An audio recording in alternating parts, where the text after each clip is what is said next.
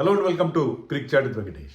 World Cup చాలా దగ్గరికి వచ్చేసింది. ఇంకా 1-2 టీమ్స్ అనాలిసిస్ మిగిలిపోయింది. జాయింట్ హోస్ట్ శ్రీలంక గురించి మనం మాట్లాడదాం. శ్రీలంక రికార్డ్ ఒకప్పుడు ఈ ఫార్మాట్లో చాలా బాగుండేది. 2014లో మన ఇండియన్ టీంని ఓడించి వాళ్ళు టైటిల్ గెలుచుకున్నారు. మీకు గుర్తుండే ఉంటుంది. ఆ మ్యాచ్లో ఇండియా ఫస్ట్ బ్యాటింగ్ చేసినప్పుడు Yuvraj Singh could not get going. 21 బాల్స్లో 11 runs చేశాడు. ధోని 7 బాల్స్లో 4 రన్స్ చేశాడు. 130 మాత్రం చేశారు ఇండియా. బంగ్లాదేశ్లో జరిగింది స్లో వికెట్ పైన. అప్పట్లో అలా ఉండేది. దాన్ని ఈజీగానే వాళ్ళు చేస్ డౌన్ చేశారు. So they one the title in 14. అంతకుముందు 2 సార్లు రన్నర్అప్గా కూడా ఉన్నారు. కానీ 14th తర్వాత పరిస్థితి ఏంటి? లాస్ట్ 4 T20 వరల్డ్ కప్స్లో వాళ్ళు ఒక్కసారి కూడా నాకౌట్ స్టేజ్కి చేరుకోలేదు. లాస్ట్ టైం 2024లో అయితే గ్రూప్ స్టేజ్ కూడా దాటలేదు. చాలా ప్యాథటిక్గా ఉంది వాళ్ళ పర్ఫార్మెన్స్. ఆఫ్ లేట్ అన్ని ఫార్మాట్స్లో కూడా వాళ్ళ పర్ఫార్మెన్స్ పూర్తిగా డౌన్ అయిపోవడం మనం చూసాం. మరి ఇప్పుడు పరిస్థితి ఏంటి? ఈసారి అంత దారుణంగా పర్ఫామ్ చేసే అవకాశం లేదు. ఎందుకంటే వాళ్ళు జాయింట్ హోస్ట్, వాళ్ళకి కండిషన్స్ కొట్టిన పిండి. శ్రీలంక వాతావరణం కానీ, అక్కడ పిచెస్ కానీ, ఆ స్టేడియంలో ఉన్న డైమెన్షన్స్ కానీ, యాంగిల్స్ కానీ అన్నీ వాళ్ళకి స్పష్టంగా తెలుస్తాయి. కాబట్టి they can be a force this time. అలా అని చెప్పి వాళ్ళది టైటిల్ ఎగరేసుకుపోతారు అలా కాదు. అన్నీ కలిసి వస్తాయి. స్థానబలం కలిసి వస్తే సెమీస్కి వెళ్ళడానికి ఒక అవుట్ సైడ్ ఛాన్స్ ఉంటుంది వాళ్ళకి. ఖచ్చితంగా సెమీస్కి వెళ్తారని ఎవరైనా చెప్పలేరు. వాళ్ళు ఇటీవల కాలంలో ఆడుతున్న తీరు ఆ కాన్ఫిడెన్స్ మనకి ఇవ్వట్లేదు. కానీ అక్కడ ఆ ఫెమిలియారిటీ విత్ దేర్ కండిషన్స్, ఎందుకంటే వాళ్ళు ఎక్సెప్ట్ ఫైనల్ అన్నీ కూడా అక్కడే ఆడతారు, వాళ్ళ దేశంలోనే ఆడతారు. కాబట్టి వాళ్ళకి కొంత అడ్వాంటేజ్ ఉండే అవకాశం కనిపిస్తుంది. బెటర్గా పర్ఫామ్ చేసే అవకాశం ఖచ్చితంగా మనకే కనిపిస్తుంది. ఈ టీమ్ గ్రూప్ బిలో ఉంది. గ్రూప్ బిలో they are paired with Australia, Ireland, Zimbabwe and Oman. Australia మీద ఓడిపోయినా సరే జింబాబ్వే, ఐర్లాండ్, ఒమాన్లో వాడిని ఓడించేస్తే వాళ్ళు హ్యాపీగా నెక్స్ట్ రౌండ్కి వెళ్ళిపోవచ్చు. కానీ Ireland is a tough team, మనకు తెలుసు. ఐర్లాండ్ విషయంలో వాళ్ళు జాగ్రత్తగా ఉండాలి. జింబాబ్వే కూడా on their day they can be a difficult side. So అంత ఈజీ గ్రూప్ ఏం కాదు వీళ్ళకి, అంత ఈజీ ప్యాసేజ్ ఏ ఉండదు. బట్ ఏంటంటే హోమ్ కండిషన్స్లో ఐర్లాండ్ కానీ జింబాబ్వే కానీ శ్రీలంకతో ఆడినప్పుడు స్ట్రగుల్ అయ్యే అవకాశం ఉంది. శ్రీలంకతో వాళ్ళు అక్కడ ఆడతారు కాబట్టి, శ్రీలంకలో ఆడతారు కాబట్టి వాళ్ళు స్ట్రగుల్ అయ్యే అవకాశం ఉంది. సో అది వాళ్ళకు ఉండే అడ్వాంటేజ్.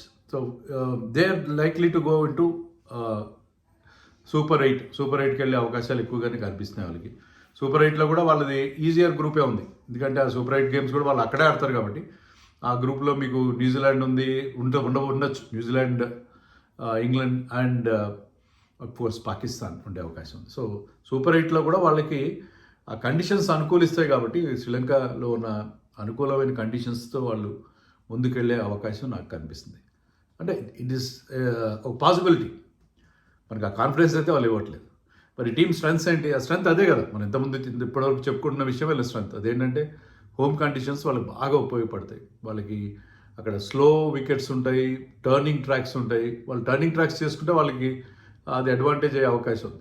వాళ్ళ బ్యాట్స్మెన్కి ఏంటంటే ఆ పిచ్ల మీద ఎలా ఆడాలి, ఎక్కడ కొడితే రన్స్ వస్తాయి, యాంగిల్స్ ఏంటి, అవన్నీ కూడా బాగా తెలుస్తాయి. కాబట్టి వాళ్ళకి అది ఈజీ అవుతుంది.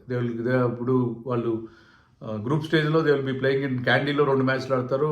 ఆర్పిఎస్ కొలంబోలో రణిల్ ప్రేమదాస స్టేడియంలో 2 మ్యాచ్లు ఆడతారు. సో ఆ కండిషన్స్లో వాళ్ళకి ఉన్న ఆ ఫెమిలియారిటీ వాళ్ళకి చాలా పెద్ద ప్లస్ అయ్యే అవకాశం ఉంది. రెండోది ఏంటంటే వాళ్ళ దగ్గర మంచి స్పిన్నర్స్ ఉన్నారు. వాళ్ళ దగ్గర they have Hasaranga is world class bowler. Maheesh Theekshana ఉన్నాడు. దునీత్ వెల్లలగే కూడా చాలా అప్కమింగ్ బౌలర్.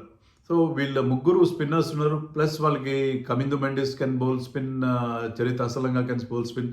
సో స్పిన్ బౌలింగ్లో వాళ్ళకి ఆప్షన్స్ ఉన్నాయి. వాళ్ళకి ఆ అడ్వాంటేజ్ ఉంటుంది ఆ స్పిన్ బౌలింగ్లో. ఆ టర్నింగ్ ట్రాక్స్ చేసుకుని హోమ్ టీమ్ కదా, వాళ్ళకి ఐసీసీఏ పిచెస్కి రెస్పాన్సిబిలిటీ, బట్ హోమ్ క్యూరేటర్స్ అక్కడ వాళ్ళే ఉంటారు కదా. సో స్పిన్ ట్రాక్స్ పైన వాళ్ళ స్పిన్నర్స్కి వాళ్ళకి పెద్ద అడ్వాంటేజ్గా మనం చెప్పుకోవాలి. అలాగే ఆ టీంలో మంచి మంచి మ్యాచ్ విన్నర్స్ ఉన్నారు. పతం నిస్సాంక మనం ఏషియా కప్ ఆడినప్పుడు మన ఎంత ఇబ్బంది పెట్టాడో, మన సెంచరీ చేశాడు. Nissanka is a very good bowler. Of late చాలా మంచి ఫామ్లో ఉన్నాడు అతను.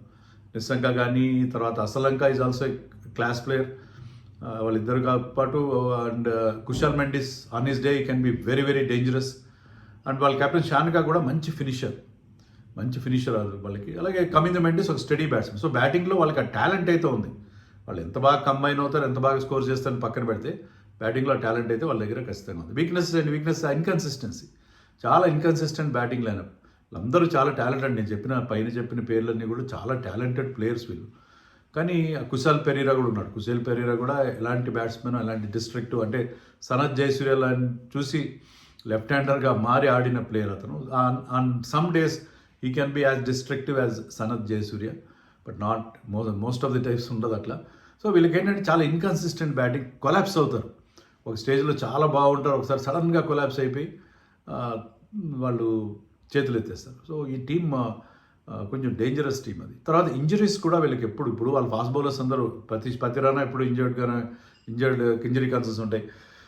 తర్వాత మీకు దిస్ మ్యాన్ చెమీరా కూడా ఎప్పుడు ఇంజరీస్తో ఎక్కువ ఉంటాడు. అండ్ ఇషాన్ మలింగా టీంలో ఉన్నాడు. మనకు తెలిసి అంత మంచి ఆర్కర్స్ వేస్తాడు అతను, మంచి డెత్ బౌలింగ్ చేయగలడు. మలింగాకి ఏంటంటే అతను కూడా ఇంజరీ ఉంది, అతను హీఈస్ బీయింగ్ మానిటర్డ్ అతను. సో వాళ్ళకి ఆ ఇంజరీ కన్సర్న్స్ వాళ్ళకి చాలా ఉన్నాయి. తర్వాత ఇంకోటి ఏంటంటే మన ఇండియాలో లాగా అక్కడ డ్యూ ఫ్యాక్టర్ చాలా ఎక్కువగా ఉంటుంది. సో టాస్ చాలా కీలకమైన రోల్ ప్లే చేస్తారు. సో డ్యూ ఫ్యాక్టర్ ఎక్కువగా ఉంటే సెకండ్ బౌలింగ్ చేస్తే వాళ్ళ స్పిన్నర్స్ చాలా ఇన్ఎఫెక్టివ్ అయిపోతారు. సో వాళ్ళకి అడ్వాంటేజెస్ ఉన్నాయి హోమ్లో ఆడడం వల్ల, కొన్ని డిసడ్వాంటేజెస్ కూడా ఉన్నాయి. మరి టీంకి X factor Hasaranga,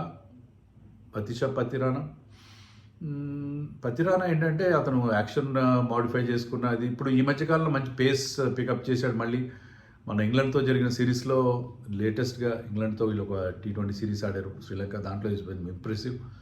Hasaranga is a batting bowling రెండు చేయగలడు, but he's also inconsistent. On his day he can pick up 4-5 wickets. Middle ఓవర్స్లో చాలా ఎఫెక్టివ్గా బౌలింగ్ వేస్తారు, కానీ not always. So I'm going with Pathum Nissanka ఫామ్లో ఉన్న ప్లేయర్ అండ్ ఆఫ్ లేట్ చాలా బాగా బ్యాటింగ్ చేస్తున్నాడు. Rocket Nissanka is my ex factor in this team. వీళ్ళ టీం మీద ఒకసారి లుక్ చేద్దాం. టీంలో ఎవరెవరు ఉన్నారు. దే హ్యావ్ కొన్ని ఇంపార్టెంట్ అంటే ధనంజయ డిసెల్వని పక్కన పెట్టేశారు. అలాగే షానకాకి క్యాప్టెన్సీ ఇచ్చారు. Dhananjaya de Silva happens to be the test captain. Sir formats different, but he is also good T20 player. కానీ అతను పక్కన పెట్టి they went for some youngsters like Kamil Mishara, తర్వాత లియనాగే అని ఒక ఫినిషర్ని కూడా తీసుకున్నారు టీంలో. సో వీళ్ళ టీంలో దశున్ షానకా ఇస్ ద క్యాప్టెన్, పదం నిస్సంక, కుశాల్ మెండిస్, కమిల్ మిషారా, కమిందు మెండిస్, కుశాల్ పెరీరా, చరిత్ అసలంక, లియనాగే, పవన్ రత్నాయక, హసరంగ, డునిత్ వెల్లలగే, మహేష్ తీక్షణ, దుష్మంత్ చెమీరా, మతిషా పతిరానా, ఇషాన్ మలింగా. ఇది వీళ్ళ టీం. సో అన్ని ఫెమిలియర్ నేమ్స్ ఉన్నాయి. వీళ్ళందరూ చాలామంది లీగ్స్లో ఆడేవాళ్ళు, మన ఇండియాలో కూడా ఆడతారు వీళ్ళు. ఈ ఫార్మాట్కి వీళ్ళ సూటబిలిటీ బాగానే ఉంటుంది. వీళ్ళ లైక్లీ 11లో Nissanka and Kusal Mendis, wicket keeper కూడా అతను, వాళ్ళిద్దరూ ఓపెన్ చేస్తారు అనుకుంటున్నాను నేను. Kusal Perera, Kamil Mishara is good prospect, youngster. మరి పెరీరా ఆడిస్తారా, మిషారా ఆడిస్తారా చూడాలి. ఒకవేళ మిషారా ఆడితే Mishara might open with Nissanka and Mendis may bat it Kusal Mendis may bat it number 3 అనుకున్నాను. Charith Asalanka at number 4. 5లో కమిందు మెండిస్, స్టడీయింగ్ ఇన్ఫ్లుయెన్స్ ఉంటుంది అతనిది. And Shanaka at 6 finisher. Hasaranga at 7. Dunith Wellalage at 8. So Hasaranga Wellalage also can bat well. So వాళ్ళకి 7-8లో మంచి బ్యాటింగ్గా ఉంటుంది. తర్వాత followed by Theekshana, Chameera and Pathirana. కొంచెం అంటే మీకు స్పెషలిస్ట్ బ్యాటింగ్ నేను ఇచ్చిన దాంట్లో మరి 6 దగ్గర ఎండ్ అయిపోతుంది, బట్ చివరిలో వాళ్ళు కాంట్రిబ్యూట్ చేయగలరు. Hasaranga can hit some big hits. So Theekshana కూడా బాగా బ్యాటింగ్ చేయగలుగుతారు. సో ఇది వాళ్ళకి ఏంటంటే వాళ్ళకి బ్యాటింగ్లో ఒక ముగ్గురు స్పెషలిస్ట్ స్పిన్నర్స్ ఉండేలాగా నేను 11 డిజైన్ చేశాను. ఇద్దరు pacers, Pathirana and Chameera has got good pace, both of them has good pace. And back ఎండ్లో మనకి Pathirana is very very effective.